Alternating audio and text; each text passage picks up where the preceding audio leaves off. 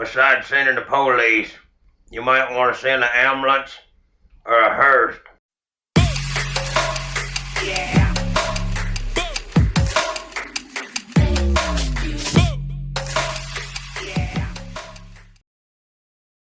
Hello, Billy Ho here, coming at you. Week 10 Game Stacks first look video. And we're going to look at some things here in just a minute. Remember, I'm looking for 250 subs on the YouTubes. So if you want to hook a brother up there, we can run a free contest and give you guys a chance to win some bucks. Details in the description. You can follow me on Instagram at BillyHo_DFS. I believe that's out there. And let's see. I found some value this week, so we'll take a look at that. The fewer the games, the better our chances. We got 3 late games this week with the same amount, 10-game slates. I believe we got another London games Sunday morning. So we're going to get after it. Let's get started. All right. Well, the first game we're going to look at is going to be Cleveland at Miami. I believe that's it's not the highest total, but I believe it's an important game, and I think it's going to be an extremely popular game stack. It almost has to be, doesn't it? I mean, we got the Cleveland traveling to Miami coming off the bye week and the big win on Monday night versus Cincinnati. Miami had a hard-fought shootout win with the Bears last Sunday, and Tua is the same price he was last week, 6,700. Waddle has a small bump in price, and Hill actually got a decent bump up to 9,100, I believe. So that's good. That at least it's a little bit more expensive, but honestly, it's Waddle at 7,600. He only got a couple $100 price hike. It's really just these two guys that you're going to stack with him, and what they raised it 6, 7, 800. So $800 more is what this stack's going to cost you this week. So it's still probably worth paying. I honestly think Tyreek should have been up over 9K 2 weeks ago, but and Waddle ought to be 8K. But sometimes DraftKings, the algorithm just doesn't want to spit these guys. They get locked into things, and no matter how good they are, they just don't seem to get a big bump. So, which is good sometimes if you're on the right guys. So to keep it simple, continue to stack Tua, Hill, Waddle because it's only 800 more. Then it's going to cost you if you want to try to run Chubb back. You can run off on this Miami team. I don't think I can use Brissett in this situation. He's just sometimes if 25 is probably his ceiling. I mean, he got the rushing touchdown and threw for one, but 21, if he throws one more touchdown, then that's probably his ceiling. So I'm not going to have a lot of interest in Brissett. Chubb got the bye week off, which is nice. He's still getting his massive workload. If he could just get a couple more receptions, if we could get down to this like 3 for 33 or something, that would be awesome. Because then, 8,100 is, he's 3X. He's got to get you 20, 25 to really pay off anything, So, and like I had jotted down here, honestly, we've had running backs recently on these slates that you're getting the same workload and upside in game script for 2K less, for 6,000. I mean, what was Mixon last week? 6,500. I mean, same workload, same guy, basically. I mean, Chubb's probably a better running back altogether, but Cleveland's offensive line's slightly better. So you put Mixon on Cleveland's team, he probably does the same damage. You never know. I mean, it's not like Mixon's and people. I let that influence me, and that's my fault when people start bad mouthing running backs and saying they're no good and this, that, and the other.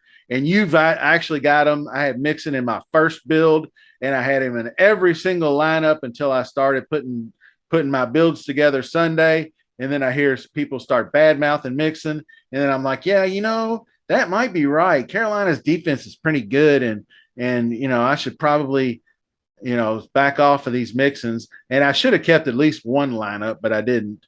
Anyway, the Cleveland Miami game is pretty cut and dry. I don't know. I thought they would have showcased Kareem Hunt. He's still a guy that you might be able to play now that he's down in price a little bit.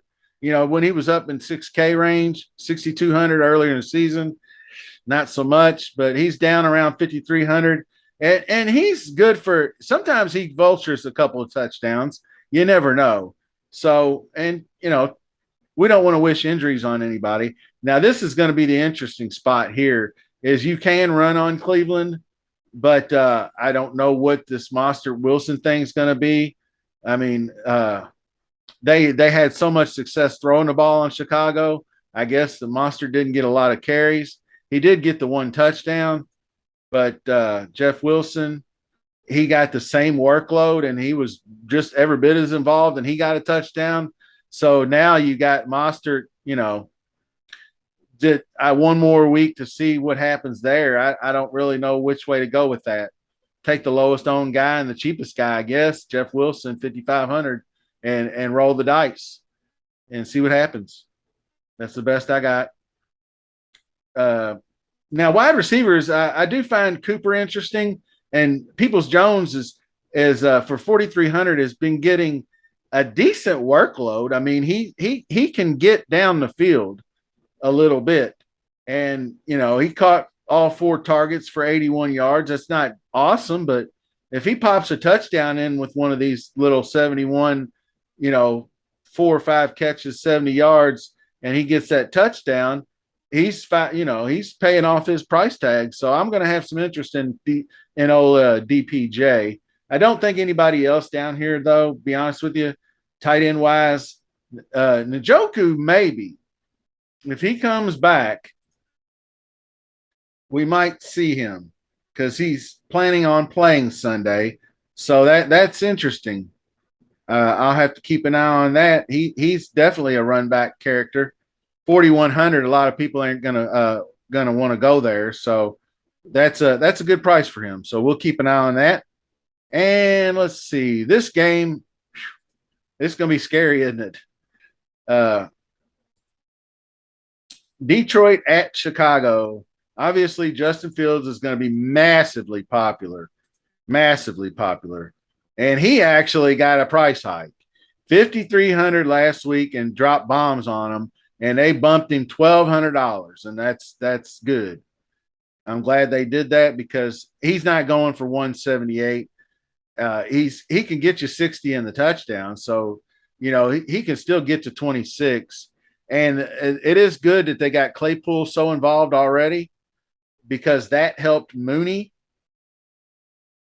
He's a possession guy, so he's not going to get you a lot of yardage, but he is a decent red zone target. So he can get you a decent score. 5,500 is a little bit too much for him, I think. I want to say he shouldn't have gotten priced up like that. That's nuts. I mean, what did he do, really? He caught 7 for 43 and a touchdown, and he gets a friggin' almost an $800 price bump. That's insane to me. So I don't know. Claypool, I might have some interest in. Komet, I talked about last week. He finally had his first big game. Maybe they finally got him involved properly in the offense, and it's taken them this long to do it. I don't know. He's not a downfield guy, but he can get in the box. So it may have been just Miami's lack of skills versus tight ends, but it's not like Detroit's real good either. So keep an eye on that. And on the opposite side, I'll have to look into this. I thought Mitchell was the one that caught the touchdown. Yeah. And he only got 2 targets. This was the guy, right? He didn't get much targets. So, I can't trust any of these tight ends. So that's out. But the one guy I am interested in, if you do run the stack, is DeAndre Swift at 6,400 because I think you can run on Chicago.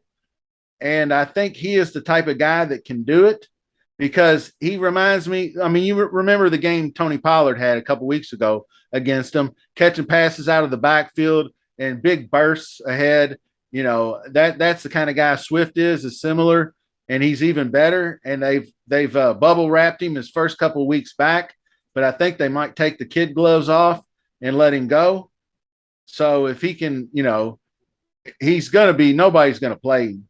So I feel like ASB, like I said, St. Brown, like I was actually right about him last week. They bottled him up pretty good. He didn't get a whole lot of love either. So 6,900 on the road, tough sledding. That's going to be a tough price to pay for me. I think Detroit's beginning to regress. I think all those shootouts have finally taken a toll on them. They couldn't muster up jack shit at home against Green Bay. So not looking good for Detroit. The Bears defense, definitely. I think I could pay that 3,100 and not sweat that much at all. So I'll keep an eye on that. And the next game, there's not too many games that jumped out at me right away. This next one is going to be iffy, and I'm just going to, because we're going to put a pin in this game. Like I said, Josh Allen, the first thing is the Josh Allen news. Like everybody probably already knows, he hurt his elbow, ulnar collateral ligament or something like that. Elbow ligament could have been sprained or strained or something, and if I think it's his throwing elbow, as far as I know. I don't know if that'd be a big deal if it wasn't. So, elbow injury, and they're just under evaluation. So we don't know what's going on with that, if he's going to miss any time or not. If he keeps that Q tag all week long and then plays, that's probably going to be your time to fire him up, because people won't want a guy with a bum elbow out there running around. I played him last week. He still got there. I mean, he said he himself admitted he played bad, but he ran for 86 yards and 2 touchdowns, and he still got there. So not bad. And I don't know, this might be the week to snatch up on some Gabe Davis, because I thought he would get the Sauce Gardner treatment, and I think he did. I'll go back and watch some game film on that, and we'll see what happens. But at home versus Minnesota, that's going to be tough. Cousins has been decently consistent, but not really dazzling. So, I don't know, for 6K, you could do worse. I mean, he's going to probably get you 15 DK points. He's going to throw for 200. It depends on what kind of game shakes out. He might be a complete disaster. I don't know. But I don't think so. I think he's going to be good enough. Buffalo's defense is pretty tough, though, so I can't complain. But we'll put a pin in this game, because I don't really know where I want to go. Obviously, Jefferson and Dalvin Cook are the two main weapons that I'll be looking at for Minnesota. TJ Hawkinson, I didn't see what his snap counts. He got a shit ton of targets. Wow. Okay. Well, let's see. We might have to have some TJ Hawkinson love, because obviously I was right about Irv Smith. That dude just turned out to be a complete bust. I don't know what's wrong with him. He was really good at Alabama, so I don't know. He just never could figure it out, but they got somebody that did. And if Cousins likes throwing to Hawkinson, that's just one more weapon. So I may rethink that, actually. You could do a Cousins stack with Hawkinson and Jefferson, and then run it back with a Gabe Davis. But like I said, we'll put a pin in it. Come back to that. But we got to talk about this Jacksonville, Kansas City game before we get out of here, because I think this is probably the biggest total of the week, but the most lopsided. KC is implied over 30. Obviously, Mahomes is the man. He can carry this team on his back. He carried them last week against Tennessee, rushing for the 2-point conversion and the touchdown. Had a huge week. Kelsey, main weapon, getting his, as always. Another 100-yard game for the books. 17 targets. Wow, that's huge. You're going to get. I mean, Travis Kelsey. That's the low end. That's the floor for 17 targets in Travis Kelsey. I mean, he's going to catch 10 of them and average 10 yards a catch. That's a no-brainer. I don't know if he gets that kind of targets this time around. He could. I mean, he could absolutely smash this week. Jacksonville seems to be pretty good against tight ends, but then again, who have they faced? Honestly, I mean, I don't know. Washington doesn't really have much. Indy, Philly with Goddard. They haven't really faced any elite tight ends, I don't think. So it's not, I don't pay attention to that number all the time. But obviously you can play Mahomes if you want to. He's expensive. And you would play him with Kelsey at least. And then it's up to you to figure out where you're going from there, because it could be Juju, it could be Hardman. Now Tony's on the squad. Kadarius Toney only got a couple of targets, but he's just getting his introduction. I bet you it takes him a few weeks. I mean, he may get the odd touchdown or break one or something, but I just have a feeling it's going to take him some time, like it took Juju some time. I mean, it took Juju. I mean, he got a lot of targets, but he didn't really have a great game until week 6. And then he started getting loose a little bit. And now he's starting to show why they wanted him so bad in the first place. So Juju was probably a good second choice, but he's the obvious choice. Now, I will say this. If you want to go the other way, then you got Trevor Lawrence stacks, because he's 5,400 and he is slinging it. I mean, 31 times, 25 out of 31. He was really efficient against Las Vegas. He only had the one touchdown, but he did run for 53 yards. I think he can do that again. He does have the ability to get down on the ground. So I'm really hoping that he can do that if I, decide to stack him. I had him last week. He just didn't get there. I mean, 17 points is not enough. Kirk was good too, and honestly, Zay Jones was not bad either. I mean, he had 5 for 40, so they didn't sink you, but they didn't win you. You needed Mixon to win anything. I mean, he had 8 for 76 and a touchdown, so he did get there. 5,900, he got a little price bump. I really liked Kirk last week, but I think he'll be really good this week too. So Kirk, Jones, maybe Marvin. I don't think Marvin Jones. He's still involved. We haven't heard much from him since week 5 at Houston, but he might be a sneaky low key guy, because I haven't heard Marvin Jones' name mentioned in a long time. People are going more Zay Jones because he's younger.